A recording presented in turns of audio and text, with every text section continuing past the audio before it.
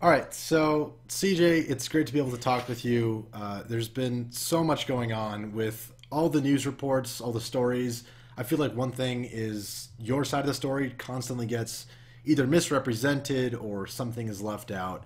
And, in this video, my goal was to present sort of your side of the story, but also just the facts in general. And hopefully I'll do a good job at that. But I also wanted to get an interview Okay. and kind of just get your thoughts on things and see what's sort of going on behind the scenes. Sure. Yeah, I appreciate this chance to talk to you, man. Yeah, and by the way, I hope everything is going well. I know you just came back recently, and you just did two streams, or no, you did I think two or three or four even, because you do two streams a day. Yeah. Yeah, today was my third day back. Okay. And I know you've just been grinding, coming back. Your community's been really supportive. I tuned in a little bit, and yeah, they're definitely, I mean, you have some really dedicated fans and followers, and I mean, I think above all else, people really like to see you. They like to see you stream, which is great. Yeah, man. I'm so lucky to have, the follower base I do, and the Twitch community has always been behind me 100%, and it's awesome hanging out together, so I love it. Right. Now, speaking of all that, though, and streaming and full time streaming, has this whole situation hurt you a lot financially? Given, I mean, you were not even able to stream for several days, for several weeks, even. How much has it hurt you financially?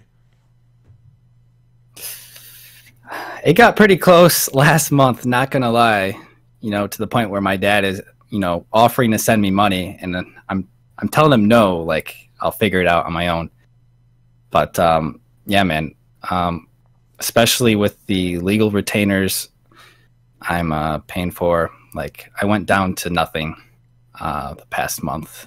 So it's really important for me to get back into streaming as quick as possible, just so I can sustain living.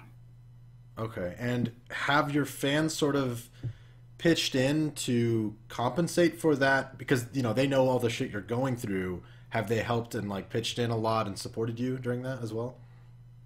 They have. I know they've helped as much as they can, and it actually bailed me out last month when I was having trouble. I mean, I'm still paying for the majority of everything myself, but every little bit helps, and they've definitely been a big help to me. Right. Okay. Well, that's good to hear. Now, tell me a little bit about sort of Twitch's involvement in all of this and where they first got involved, and like to the extent of which they've been hands-on with you, and also the separation between Twitch Taiwan and just Twitch in general. If you could talk a little bit about that and your involvement with them. Sure. So there is a Twitch Taiwan. It's a separate office, and they manage this region. A lot of people think they operate under different rules, maybe. So because I fall in this region physically, the Taiwan office may feel like I'm the responsibility, when actually my manager is located in San Francisco, and that's where everything is handled for my account. Hmm. Since the beginning, there hasn't been very much interaction between Twitch, the company, and myself. Never really talked to my manager a whole lot unless there was like a serious issue. I know it's Twitch policy to not actually get involved, and they have told me this. It's company policy to do nothing. Hmm. But they have And gotten involved, right? I mean, in the sense that they got involved in telling you what to do, not taking your side or anything like that, right? the way they have gotten involved with me is by telling me to do things like make apology videos. And Twitch has told me, you're probably going to have to suck it up and lose face over this, but this is just something you're going to have to do. And over here in Asia, it's not just a Taiwan thing, but I guess the culture is to give an apology regardless if it was your fault or not. If you're a target, you just have to apologize. And so that's what I've been doing since day one. Is I'll do what Twitch tells me. Right. Now, regarding Twitch and all of that, what I find interesting is that they've sort of, I think it's been proven, or at least I've heard that Twitch staff has been in the channels of many of the streamers who have actually been harassing you, even while it's happening. Is that something like, Right. have you ever called for actions to be taken? Because they don't seem to be doing anything regarding that. I'm a pretty laid back guy, and so it takes a lot to push me over the edge, and I'm restraining myself now because of how infuriating some of the things can be. And I've talked to a lot of people at Twitch. I have been in direct contact with my account manager for quite some time. But every time I say there's a problem, they can't see it because the streamers here, their viewers are talking in Mandarin. So it's hard for the entire world to really understand what's going on. We'll post about it on Reddit as much as we can, but it's hard to pick things out. Like, I can't understand a lot of it either. So it's my moderators who might know Chinese, they're based in Singapore, and they'll tell me what's going on. Right. So the language barrier kind of even prevents them from. So it's not totally their fault in a sense. Okay, that does make sense. Right. And we thought about something, and that was there might be different rules for different regions. Someone pointed out that might be the case with YouTube also. So whereas in the US, they've been really strict the past couple months about what people say about other streamers. Like, you can't talk down upon anyone specific. A lot of people have been banned. But over in Taiwan, like, the culture is different. At least people feel like it's different. It's normal to gang up. It's normal to shit talk and put people down without anything happening. So, in a sense, like, what I'm curious, because I wonder if this is just a Taiwan thing or an Asia thing in general. Like, in your experience, do you think that someone who is a foreigner streaming in Japan, for example, could they have faced the same stuff you did, or is it kind of Taiwan exclusive? The level of, it's like you said, the kind of way that people approach these things. Well, we certainly haven't seen it yet. I can use Jake and Bake Live as an example because his subscription numbers are about 3 times what mine are. So he's definitely a well-liked, and a lot of people watch him. He's a great viewer, great broadcaster, I guess. So he hasn't received anything like I have over here. Right. Maybe because Japan is it's a bigger country. There's more things going on. Maybe they're more accepting of or they've Western just turned a blind ideas. eye to him, like you said, because they are such a bigger country. There's, however many millions of people there, whereas Taiwan is a more secluded, smaller area, you could say. I guess, but I'm not saying he's done anything wrong, and I don't think he has. But it's like, if you're a broadcaster in Taiwan, you become a celebrity, whether you really are or not. Like, and it's weird because, like, we're not rich. Why are people attacking me? I'm not really a public figure. And then the excuse I get from people over here is that it's a tiny island. There's 10 different news stations, and they play the news 24/7. So they have nothing to talk about. So they go after these very little issues that don't actually matter and try to make them matter to people. Right. You were talking about that, or you've mentioned that many times before, how you feel like things are kind of getting blown out of proportion because and you're getting misrepresented because ultimately it's views, it's money, it's revenue for these news stations. Do you also feel like that could be the case with someone like, for example, with CK, who is a pretty notable, you know, Taiwanese streamer. He's a guy who's come after you a lot. Do you think he's more so motivated by the boost in, I guess you could say, fame or viewership this might give him? Or do you think he's genuinely just really doesn't like you and is kind of like racist towards you even, it seems? Or do you think it's more about the views and stuff, or more about genuine dislike? Mm-hmm. That's a good question, and it's hard for me to say because I've never met the guy and I don't know anything about him on a personal level. But he is respected by a lot of people, and people listen to him. Mm-hmm. So I think he's a smart guy. I wouldn't say he's dumb. I think he knows what he's doing.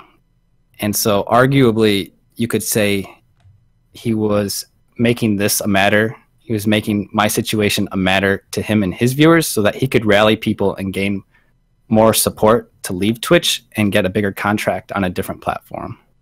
Right. Okay. So in some sense, it could have been a power play on his part. That does seem to make sense. Now, a situation I wanted to ask you about was Bella, who was a Taiwanese girl. She was in the infamous hot tub stream with you. She was friends with you.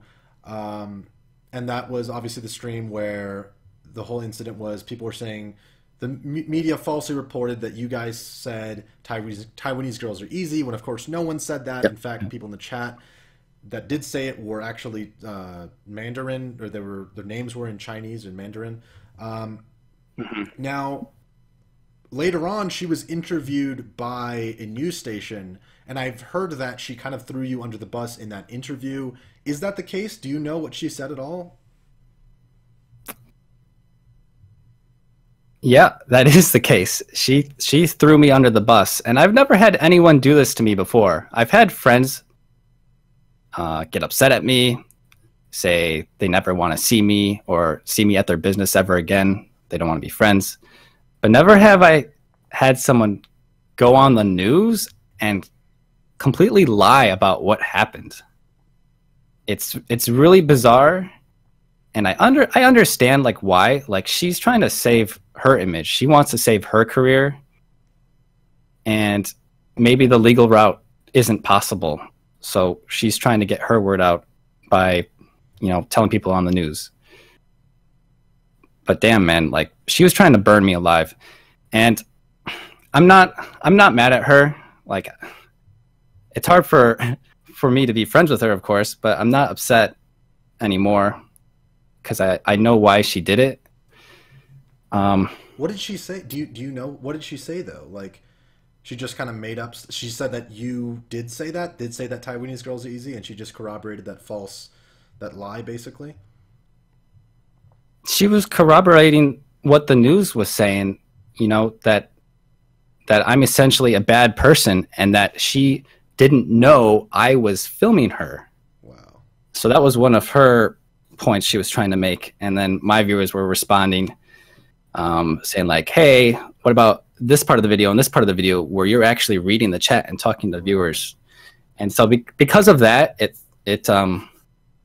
no one else believed the rest of her story. And I think a lot of the local people in Taiwan realized that too. So her story was such hasn't bullshit. Really been an issue for me. That even the Taiwanese people realized it when they had been when the media had been against you on everything. Even that her story was so transparently false that even people have not stuck with it or took it. Yeah, intelligent people realized that she was yelling, right, or lying. I'm sorry, they realized she was lying. So.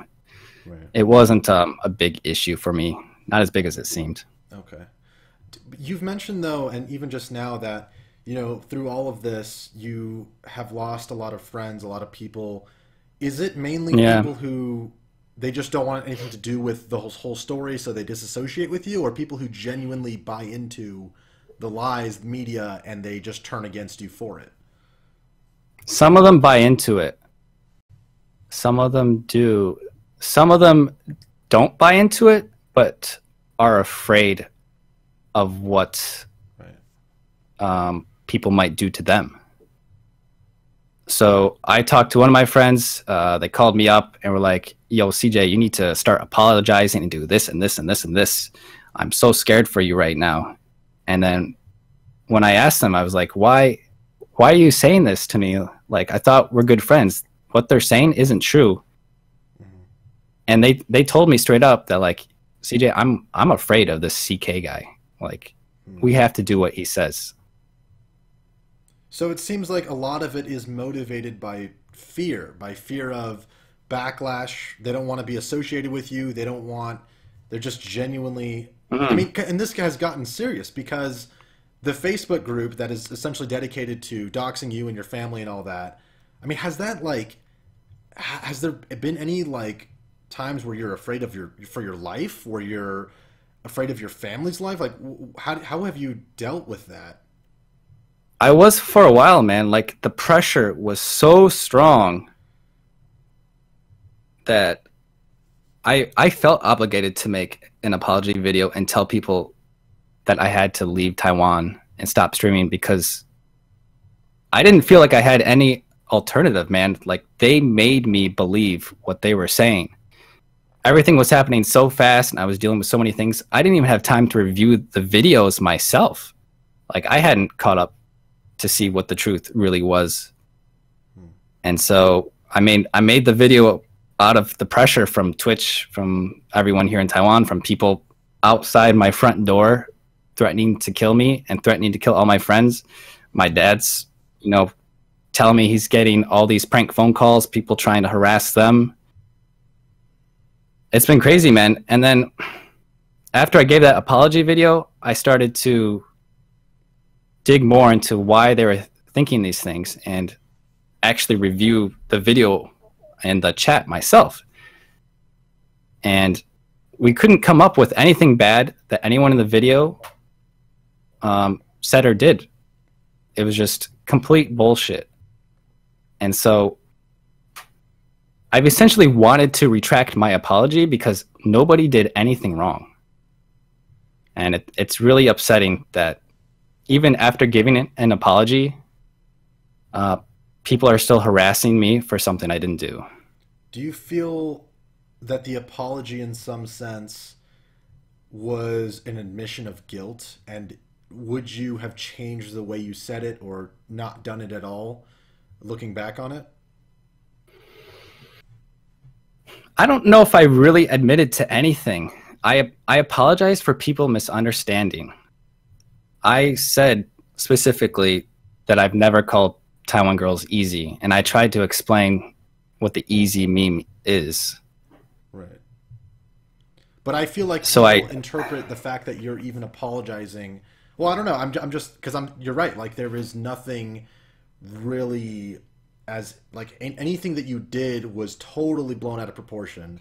Right. And in your apology, you stated as such, but I felt like it almost, I don't know. I feel like in some sense people might view it as, oh, so maybe he did do something bad and this is just him explaining it. I don't know. It's complicated, but. Well, yeah, because that's how the news spins it, man. Right. They say, oh, CJ is apologizing now for calling girls easy. It's almost more leverage for them.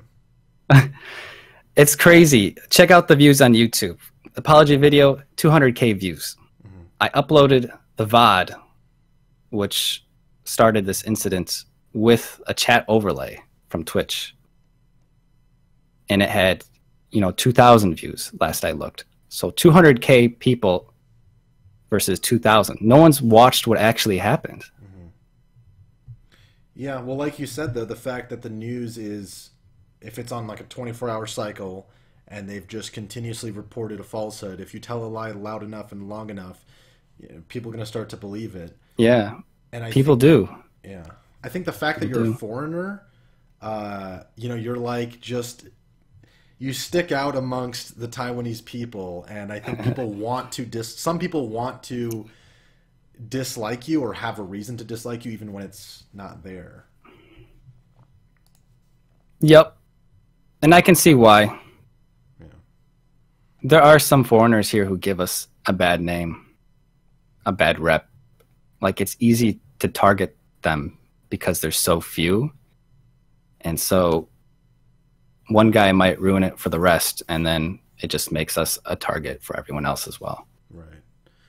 Do you have any like backup plan if, or do you think it's ever a possibility that you could be permanently banned on Twitch? I mean, obviously, you know, you've dealt with hopefully the worst of it, but is there like, do you have a backup plan? Or would you just stop streaming if that were the case?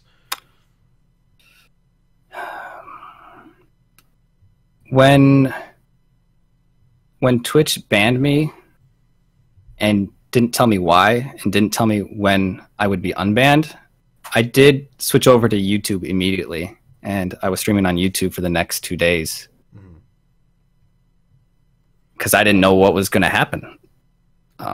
Nobody was telling me anything about what was going on. I had no reason. So, you know, that was my backup plan. It's like, okay, I got to do something. Going to YouTube is it. And I don't feel like my channel is at a point where I can switch to a platform like that. I don't think I can survive that kind of switch. So broadcasting wise, I don't have a backup plan. I feel like if I can't stream on Twitch, it's not going to work out for me at all at this point.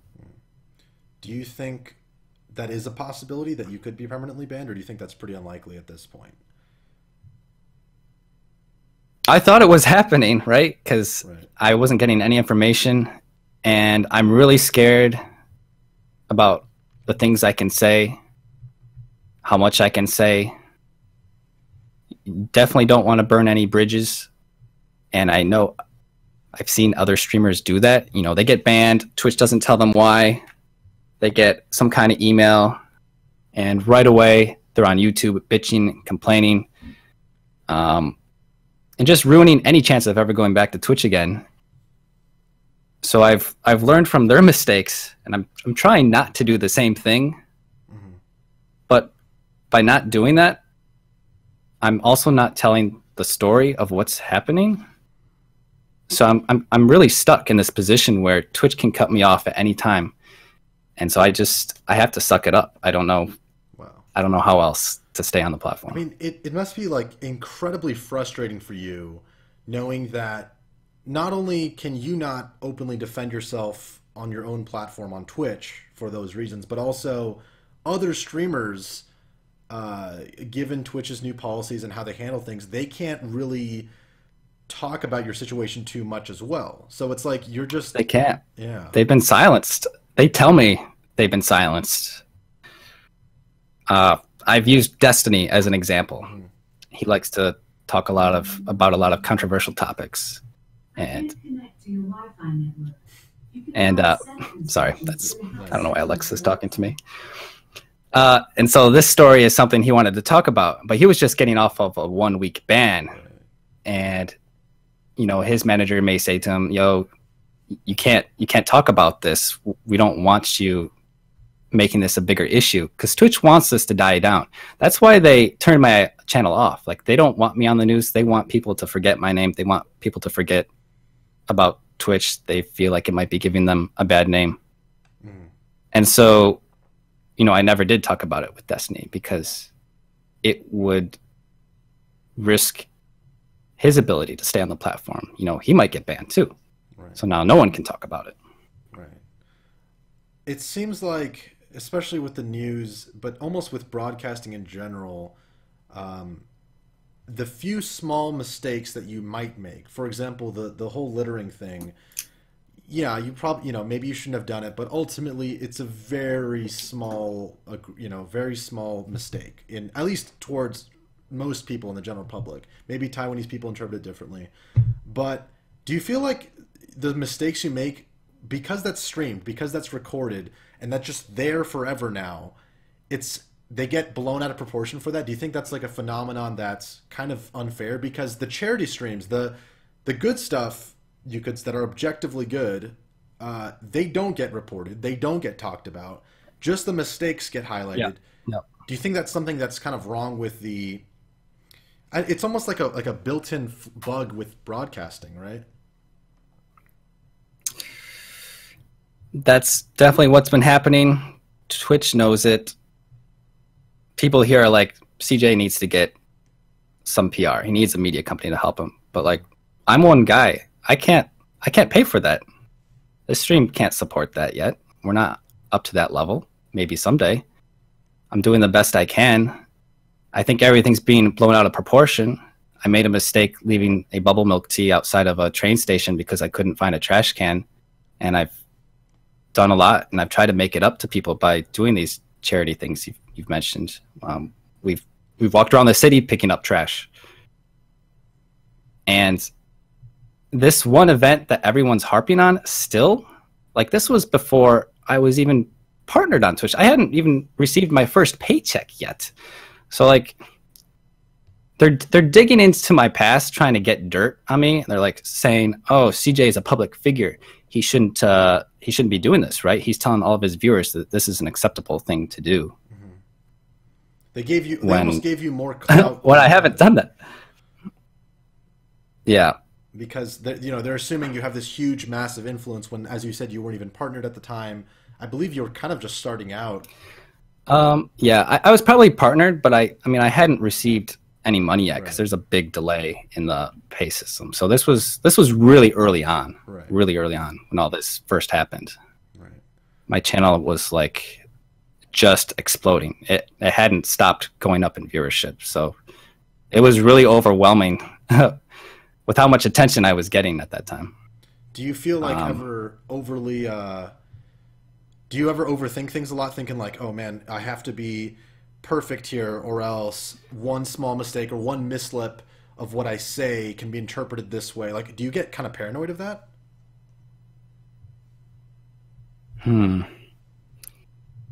Lately, yes. Especially with the new changes in the Twitch TOS. We have to be very, very careful.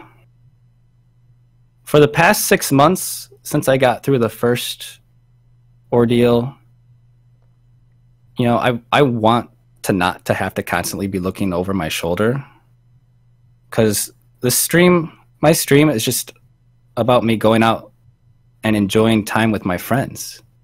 We're not going out to harm people. I shouldn't have to constantly worry. But even my manager reminds me, he's like, CJay, even though you're streaming 60 plus hours a week, the news is waiting for that one moment, that 10 seconds of you screwing up, and they're going to blow it up. And right now I do have to worry about that still. Right. It's so bizarre because it's like, in a sense, no one's perfect, right? No one is flawless. And yet when you're streaming, that just one thing you say can be replayed forever. Whereas if you're not streaming, it's like you make a mistake, people move on. It's more natural. And especially for you, it's like you're walking on eggshells with all the just complete attention, the spotlight on you, essentially waiting for you to mess up, like you just said. That's crazy. They're good at editing, man. They make you look really bad. Well, that's the other thing. They do. They've edited you out of especially with the littering stuff. They didn't show the part where you're essentially, you're saying I can't find a trash can and all this. It's just like, not only is it taking that one small clip, but it's also editing out the context and doing the most possible to make you look bad. Which is... The media is really smart. They know what they're doing, and they know they can get views from this. Right. Because I talked to them in person. They tell me they know. And if you research a little bit on the internet, there's some interesting things you can find about the media companies here. Some might say that they're owned by companies in Hong Kong or mainland China. So not necessarily Taiwan owned. And there's some big companies in Hong Kong who love reporting the tabloids and making up stuff about people. That's how they make a living. And so the same thing is happening here. So arguably there's outside influence happening. Wow. It's crazy.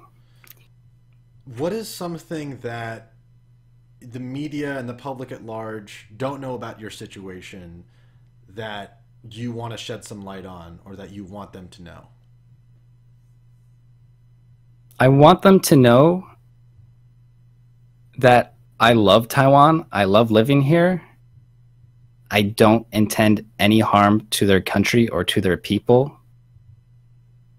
I have never purposefully embarrassed or made fun of or tried to ruin the environment here. That's not who I am. I like to believe I'm a good person. I'm a calm and collected person. And they're making a really big mistake. It is a giant misunderstanding, but the media doesn't care if it's a misunderstanding. They're making money. They don't care. Right. But no one has interviewed me in Taiwan, one news company, and they didn't air it. They told me they were afraid to tell the truth, afraid to tell the whole story because they don't want a witch hunt coming after them. So they didn't publish anything.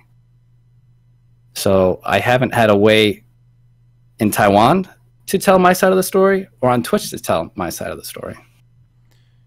It's almost like this cycle of essentially fake news. I mean, if there's ever a time to use that term, now would be the time.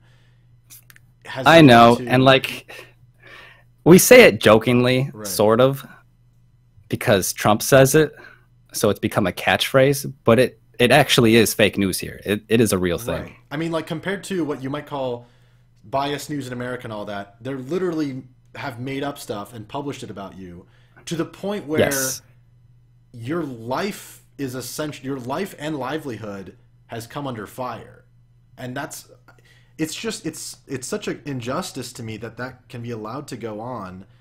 Do you think that it's almost like, why do you think that this has been allowed? Like the citizens of Taiwan, the people watching this, do you think that they already have that bias against you though for being a foreigner? Because you've mentioned that some foreigners might have ruined their perception of people. Do you think that has affected you? Do you think that has hurt your cause, so to speak? To some extent, yeah. I think there are some people who are like that. But then there's another side too. So my Taiwanese friend, he called me up and was like, yo, my grandma was asking about you. She saw you on the news. Mm-hmm. Like, how do I explain this to her? She doesn't know what Twitch is. And the things that they're reporting are a little bit hard to explain. So people are taking clips of my video and putting very inappropriate titles written in Chinese. And then the news is posting it saying that these are my exact words, that this is what I published and told the world. When this was clipped from a random viewer, I don't know who this was. And so, like, how do you explain that to someone's grandma who doesn't even know what Twitch is? You can't. So it's difficult, man. In some sense, really hard. It's also like a generational thing where they it's hard to explain. You're live streaming, you're out in the world streaming, and then there's clips can be made, and yeah, you're right. So that is also a factor for sure. People need to be educated. When I went to the news station, like, there were younger people there, but they still didn't get what a Twitch clip is. They had no idea that wasn't me. And I think that's part of the reason why they didn't publish anything else about me afterwards, was because they realized that they were wrong after I actually told them what happened. Right. But they couldn't say it to anyone else. Right. You know, through all the lies, through all the misrepresentations, and just all this huge backlash, people hating on you constantly, what makes you want to stay in Taiwan? What makes you love Taiwanese people and culture enough to stay there through all of this?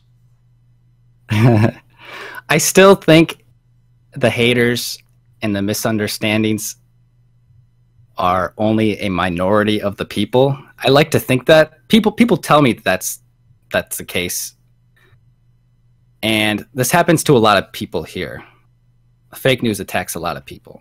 My previous manager at my employer in Taiwan was like, don't worry, dude, just hang tight, lay low, it'll blow over, it'll be fine.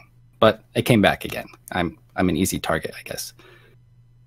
But the reason why I want to stay here, there's a lot of reasons, man. I started coming here when I was 19. I just recently turned 30. And I made a few trips here originally because of study abroad trips with my university. Chinese was my minor, so coming to here was something that my professors and my classmates did with me. And I later came back here to study Chinese full-time for a year, and I loved it so much, man. Where I come from, like, it's a very different place. And I find it easier for me to make friends here. People are super friendly. It's amazing. It really is amazing. I have more friends in Taiwan right now than I do back home. That's just how it is, and I love it, man. There's a lot of other aspects to living here that I prefer with my lifestyle. I love how convenient it is here. I don't need a car. Subways are, one of the cheapest systems in Southeast Asia. Super convenient. The food is awesome. Lots of diversity with the choices, and a lot of things that I wouldn't get back home. I feel like there's a lot more freedom here sometimes, even though there's a lot of laws and rules. Everything's really lax. Like it's a very chill place. It's not like New York or Hong Kong where people are hustling to get to the next place. Everyone's walking slow, hanging out, just enjoy yourself. And that's the kind of lifestyle I like. Right. And part of the other reason is because of work. So I came from a corporate job. I was working for Hewlett-Packard Enterprise for 2.5, almost 3 years. That was the job of my dreams. I got my dream job, and it was amazing. I miss it still. Carefree life. Talk about a carefree life, man. You got everything you need. You're set for life. But I also wasn't happy. So happiness was a big player into leaving the States and coming back here again. And for me wanting to stay here, even with all of this going on right now. So I feel like I'm more happy here. I don't want to spend my entire life behind a cubicle. I don't care if I have a big house and a nice car and a wife. Mm-hmm. Like, these things aren't necessarily the most important things to me. Of course, having a wife is going to be important. I don't mean to talk bad about people in general, but that wasn't what made me happy at the time. So I've been here this time for almost 2 years. It's coming up to 2 years. Right. And so I know if I go back to the States right now, I'm going to be in the exact same position. I'm confident I could get my job back. So I'm not, out of options. I don't feel like this is the end of the world if I have to stop streaming. But still, it's not what I want to do. Streaming makes me happy, and it allows me to stay out here. And I get to hang out with the viewers that come to Taiwan because they want to have as much fun as I am. And that's the best part about doing this.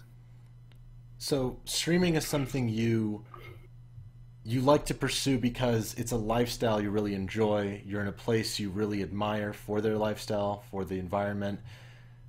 Man, it sounds like you're absolutely, pursuing your dream life. You're pursuing something you're passionate about, and I think that's incredibly admirable that you've stuck through it, through all this, because most people would have just turned and run the first second they're in a foreign country.